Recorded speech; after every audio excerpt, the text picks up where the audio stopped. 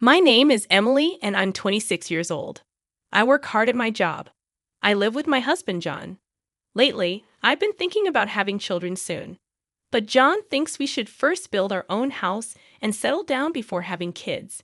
So we're saving up money to buy a home. I really want to have children soon because it gets more challenging as we get older. But John is stubborn. Whenever I bring up having kids, he always says we need to focus on getting our own house first. He doesn't listen to my feelings on this. I sighed and thought I'd have to work extra hard to save money for our home. John and I have been married for a year.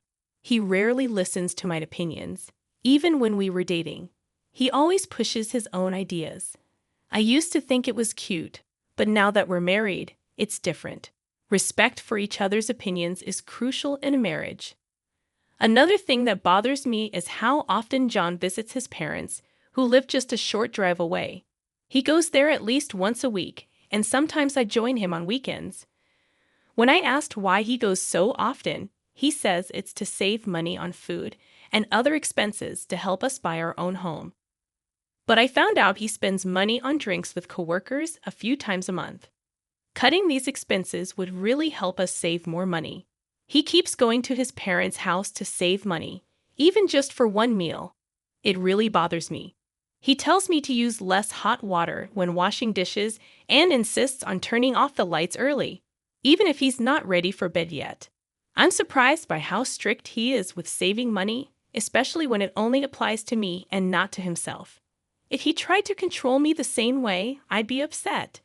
But he thinks it's fine to enforce his rules on me. Every week when we visit his parents, there's another issue.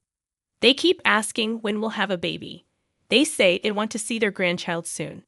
I also want a child, but John is the one who insists we buy a house first. It's not fair for my in-laws to pressure me like this. They should talk to John about it, since he's the one making the decision. I couldn't say anything, and my in-laws kept pressuring me about having a grandchild. After dinner, John said he was going out for a smoke and told me something strange. He said it seemed like I was working hard, but if I wanted to be a housewife, I should quit my job and focus on being a good wife. It felt like my in-laws were blaming me for not being able to handle household chores properly and implying that I couldn't have children because I work. I actually want children the most, but John isn't ready for that yet. They kept pressuring me to quit my job, saying it was embarrassing that my husband was making me work. Both John and I earn about the same amount, and I find my job rewarding. John was the one who encouraged me to work to save for our home. So why do my in-laws keep blaming me for it? I finally snapped and told them that John is the one who wanted me to work, and they should talk to him instead of constantly nagging me about it. When it comes to having children, I want them too, but John won't listen until we have our own home. Instead of blaming me, they should talk to their son honestly. My words shocked them, and I apologized before leaving the table. I was angry with John, who was casually smoking outside, so I got into the car without saying anything. He asked if I was leaving already, but I knew he would never tell his parents the truth. I'm tired of hearing various things from my in-laws. I told John clearly that I won't visit them anymore. He looked surprised and asked why. He said we could save on food expenses and that we both want a home and children soon. He's right about saving, but I've told him before that we'd save more if he cut back on drinking and smoking instead of just saving on one meal by visiting his parents. Everyone needs a break. Despite that, he keeps imposing rules on me, like using less hot water and turning off the lights early. He thinks we can save money without giving up anything. If I have to go through all this alone, then I don't need a home. I'm tired of never seeing him sacrifice anything himself, but expecting me to do it all. It seemed like he was dismissing my feelings until he realized how angry I was. He admitted that it is a big deal. He also pretends in front of his parents that he's cooperating on having children and blames me for not having grandchildren yet. This really made me angry. I'm tired of being the only one pressured about having kids. It's not me who doesn't want children, it's John. I've been saying for a long time that I want children soon. Seeing John unsure how to handle my anger gave me a slight sense of satisfaction. He's usually so confident and assertive, but now he seems unsure. As I continued to grapple with our issues, a turning point arrived unexpectedly about a month later. One of my relatives, my father's brother, passed away, and I attended the funeral with John. I learned that my late uncle owned several pieces of land, a luxurious mansion, and lived a lavish lifestyle. John, who had heard about this from someone else, remarked, "Impressive. I didn't know you had such a remarkable relative." A few days later, I received news about my uncle's inheritance. I invited the lawyer handling the inheritance to our apartment for a discussion over tea. Since this matter concerned only me and had nothing to do with John, I asked him to leave the room, as he seemed uneasy about the topic of inheritance. I wanted to avoid any potential trouble if he got involved. After about 3 hours of discussing the inheritance with the lawyer, I realized that John, who had been home earlier, was nowhere to be found. I assumed he had gone out to give me space during the conversation. I began preparing dinner, unaware of what he was secretly planning. 3 months later, John told me he had something to show me and took me for a drive. As we drove into a residential area, I wondered with excitement where we were heading. I was puzzled as John drove us into a residential area.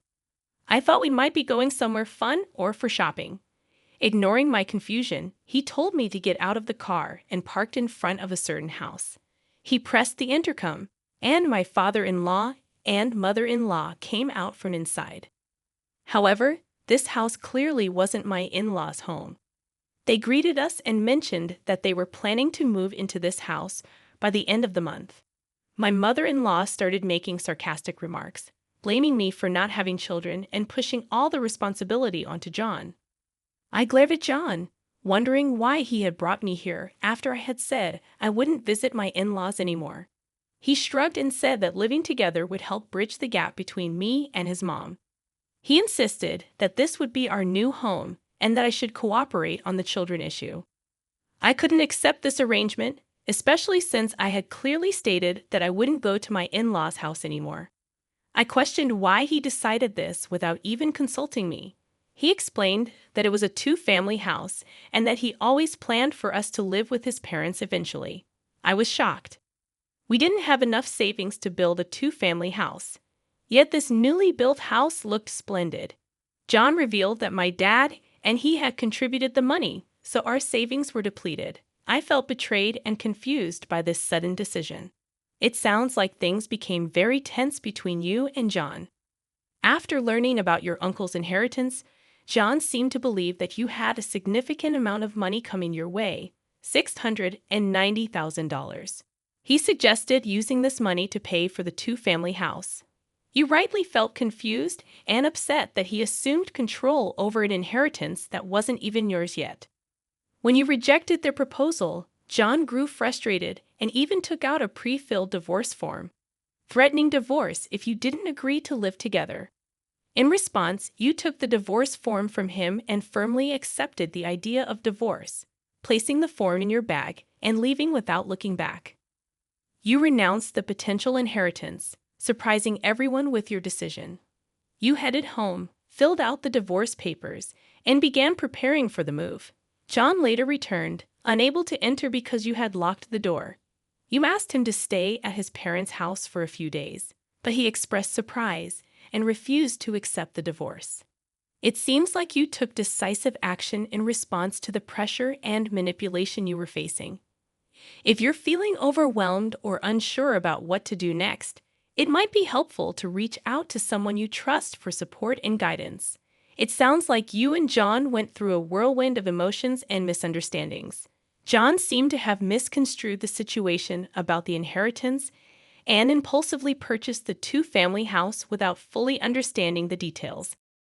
When you explained that the inheritance wasn't as substantial as he thought and that renouncing it was a better decision, he seemed speechless. John expressed regret and frustration, realizing he had made a mistake. He mentioned that his mom had encouraged him to divorce you over the situation, but he admitted that she didn't fully understand the consequences. Despite his pleas to reconcile and live in the new house together, you had already submitted the divorce papers. It's clear that you've made a difficult decision based on the circumstances and your feelings of betrayal. If John continues to plead for reconciliation, it's important to stay true to your own feelings and what you believe is best for your future. Take time to reflect and seek support from trusted friends or family members as you navigate this challenging situation. He looked bewildered and lost, slumping in front of our apartment door after realizing that I had already submitted the divorce papers.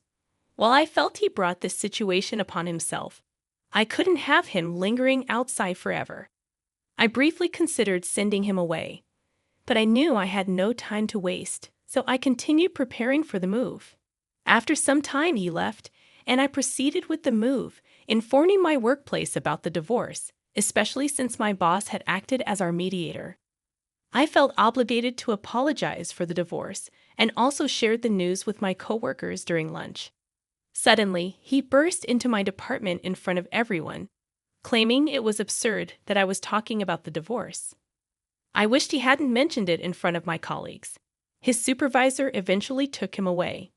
He assumed that I had disclosed everything about the divorce, including the inheritance issue and our housing plans. This misunderstanding led to him being avoided by everyone. Recently, he quit his job. A male colleague confessed to me that he had liked me for a long time and hoped to build a home where we could communicate and work things out together.